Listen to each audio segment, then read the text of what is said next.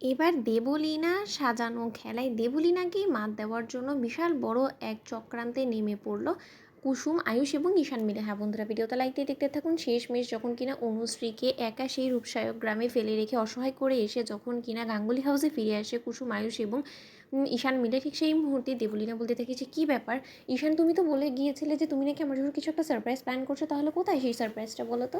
নাকি আমাকে রীতিমতো ধোকা দিয়ে তোমরা সেখানে অনুশ্রীকে হাসিল করতে গিয়েছিলে? নিশ্চয়ই সেখানে কোনো কিছু করে উঠতে পারেনি, অনুশ্রীর বাবা নিশ্চয়ই তোমাদের অপমান করে ঘাট ধাক্কা দিয়ে বার করে দিয়েছে। অন্যদিকে যখন কিনা ঈশান এই কথাটা শোনা মাত্রই যখন টের পেয়ে যায়, ঈশান যখন বলতে থাকে যে জাদুকর তুমি একটা কথা খেয়াল করেছো, আমাদেরকে সেখান থেকে যে অভিমন্যু আঙ্কেল ঘাট ধাক্কা দিয়ে বার করে দিয়েছে সেই খবরটা দেবলীনা কী করে পেলো? ঠিক সেই মুহূর্তে কুসুম বলতে থাকে যে তার কারণ আমি আপনাদেরকে বলিনি, কারণ অর্কর সঙ্গে দেবলীনা ম্যাডামের খুব ভালো যোগাযোগ আছে এবং অর্ক সেই সমস্ত কিছুই করছে যাতে করে কিনা দেবলীনা ম্যাডামের মন জয় করা যায়, এবং দেবলীনা ম্যাডামই অর্ককে চালাচ্ছে মূলত।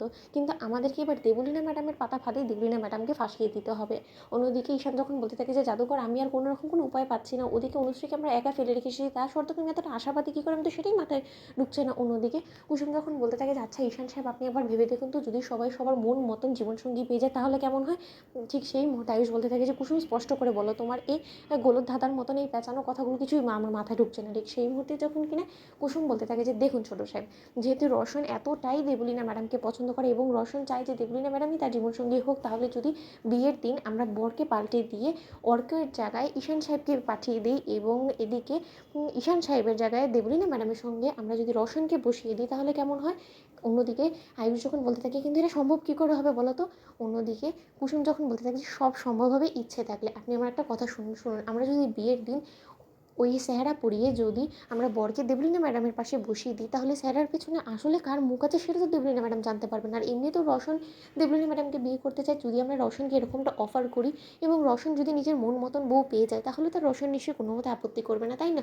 আর ওদিকে যেহেতু অর্ক এতটা বার বেরিয়ে গিয়েছে, আমরা যদি মূল সময় অর্ককে কিডন্যাপ করে সেখান থেকে সরিয়ে ফেলে অর্কের জায়গায় আমরা যদি সেখানে ঈশান সাহেবকে বসিয়ে দিই সেই একইভাবে চেহারাটা ঢেকে, তাহলে তো আর কোনো মতেই কর্তাও টের পাবে না এবং যতক্ষণ পর্যন্ত না বিয়ে সম্পন্ন হচ্ছে দু জায়গাতেই আমরা অ্যালার্ট থাকবো, এবং একবার বিয়ে সম্পন্ন হয়ে যাওয়া মাত্রই তো আর দেবলীনা ম্যাডামের কিছু করা থাকবে না, তাই না? ঠিক তার পর মুহূর্তে বিয়ে সম্পন্ন হওয়া মাত্রই যতক্ষণে কিনা দেবলীনা ম্যাডাম জানতে পারবে যে তার পাশে মূলত ঈশান সাহেব নেই বরঞ্চ রওশন আছে, তা ততক্ষণে তো তার খেলার মধ্যে সেই রীতিমতো মাত পেয়ে যাবে, তখন আর তার কোনো কিছু করার থাকবে না। আর এদিকে আমরা দেবীমা যতই আমাদের উপরে রেগে যাক না কেন, যখন কিনা দেবলীনা ম্যাডামের মূল চেহারাটা সামনে নিয়ে আসবো না, তার পরবর্তীতে দেবলীনা ম্যাডামকে ঘাড় ধাক্কা দিয়ে বার করে দিয়ে এমনি দিই রীতিমতো অনুশ্রীকে এবারের বউ হিসেবে গ্রহণ করে নেবে দেবীমা, এবং তখন দেবলীনা ম্যাডামের খেলা শেষ। তো বন্ধুরা, লাইক এবং শেয়ার করে সাবস্ক্রাইব করুন।